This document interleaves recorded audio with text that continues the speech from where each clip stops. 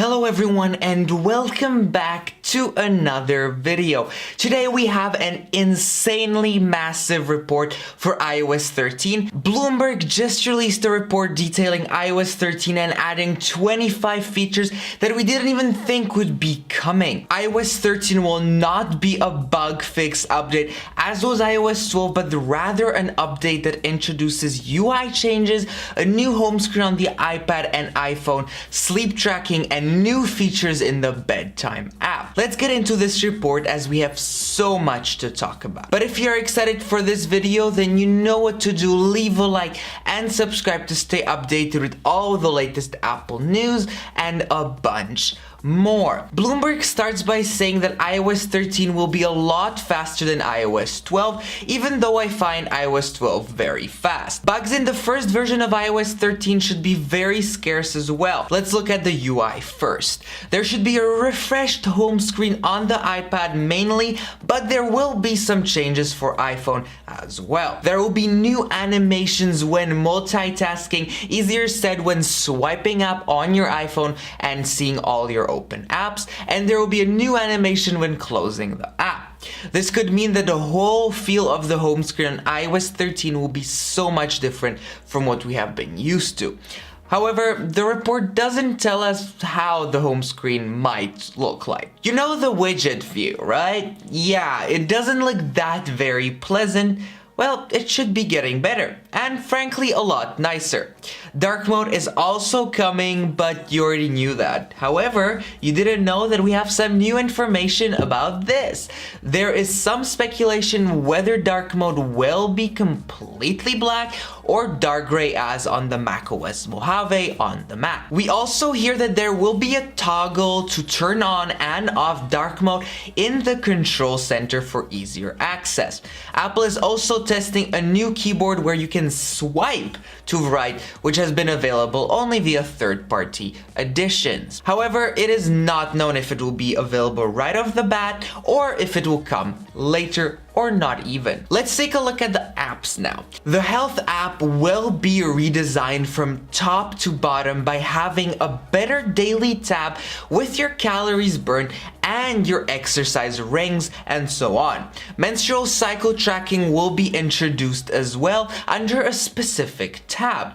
A hearing tab will be added as well, maybe for measuring the loudness of your environment and how it might affect your health. The reminders app is finally getting redesigned as well. It has been this old looking app for so long now, and finally Apple will introduce some bright colors into it, thus making the app more functional. The iPad will have some more functionality like acting as a secondary display for your Mac, which is just insane. As a parent, you probably heard about screen time. Yeah, you have. It has been introduced in iOS 12 to limit the usage of specific apps at different times and limit the time using those apps. Well, in iOS 13, there will be the function to limit people your child talks to at specific times.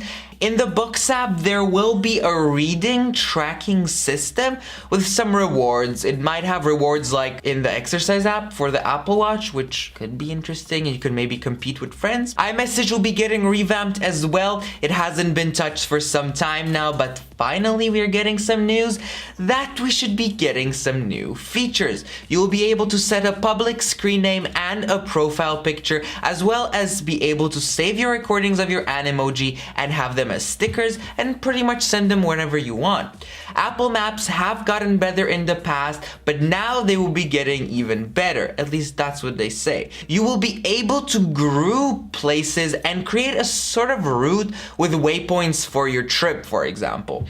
The frequently searched and traveled places tab will be getting easier. Kinda, even though I've never had problems with how easy it was. Find My Friends and Find My iPhone apps will be merging into this one new app. You will keep all of the functionality, of course, but you will be able to buy small little hardware trackers that you can put on your keys and locate them, for example.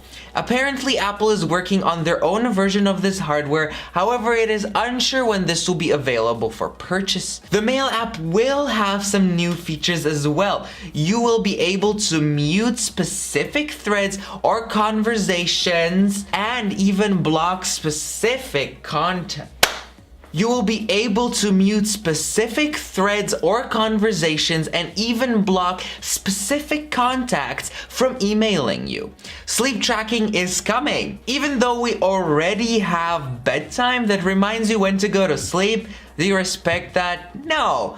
Bloomberg says it will be getting even better. In the future, this app could be integrated into the Apple Watch that could track your sleep. This feature will be easily toggled on and off from the control center. The Home app.